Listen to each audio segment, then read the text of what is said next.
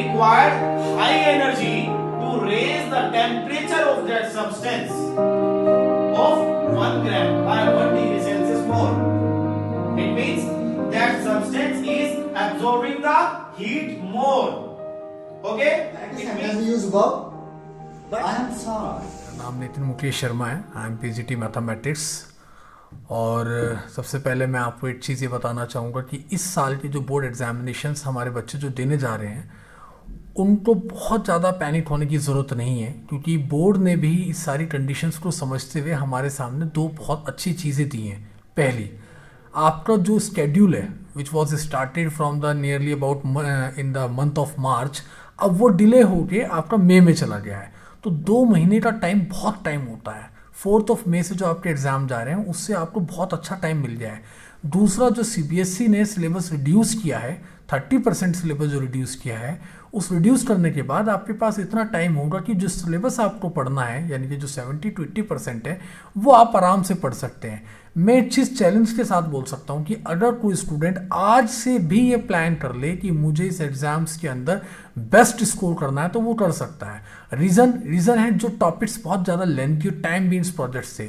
For example, real number में Euclid division lemma हुआ, या फिर वॉल्यूम सरफेस एरिया में से फ्रस्टम हुआ, एरिया ऑफ ट्राइंगल्स की थ्योरम्स हुई, कंस्ट्रक्शंस के अंदर स्पेशल जो सिमिलर ट्राइंगल के क्वेश्चन थे जो आप क्लास 9th में डिस्कस कर चुके थे वो हुए।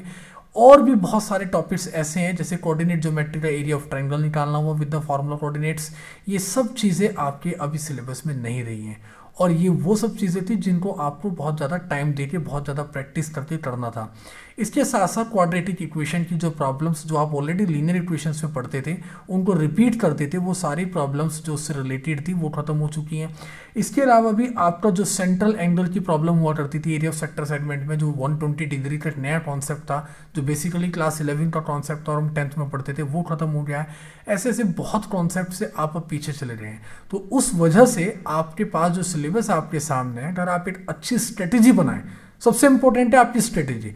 अगर आप बिना टाइम टेबल के, बिना स्ट्रेटेजी बनाए, बिना आप एक प्लान स्टडी के बिना पढ़ रहे हैं तो डेफिनेटली फिर तो आपको पैनिक होने की जरूरत है। लेकिन if you have a great time table, if you have a time in which you have to divide all the subjects, जिसमें आपको सबको टाइम देना है प्रॉपर तरीके से, प्रैक्टिस टाइम रखनी है, आपकी स्कूल को मैनेज करना है इस तरीके से कि आपकी तैयारी जल्दी से जल्दी बहुत अच्छी हो जाए, तो आप बहुत अच्छे मार्क्स स्कोर कर सकते हैं।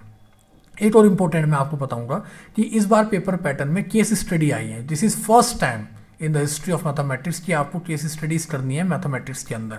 उन केस स्टडीज़ के ऊपर अगर आप इंटरनेट पे जाएंगे तो वहाँ आपको बहुत अच्छे अच्छे मटेरियल्स मिल जाएंगे, उनकी प्रैक्टिस बहुत ज़्यादा कीजिए, क्योंकि इस बार सीबीएसई ने जो पेपर पैटर्न चेंज किया है, बहुत बच्चे आज भी ऐसे हैं जिन्हें इस पेपर पैटर्न का आइडिया ही नहीं है। तो प्लीज़ एक बार आप अपने न्यू पेपर पैटर्न को ज़रूर देखें। इस बार जो पेपर पैटर्न आया है वो आज तक कभी नहीं आया है। उसमें केस स्टडी आई हैं, 4 मार्क्स की 4 केस स्टडी आएंगी 10th में, 2 आएंगी 12th में।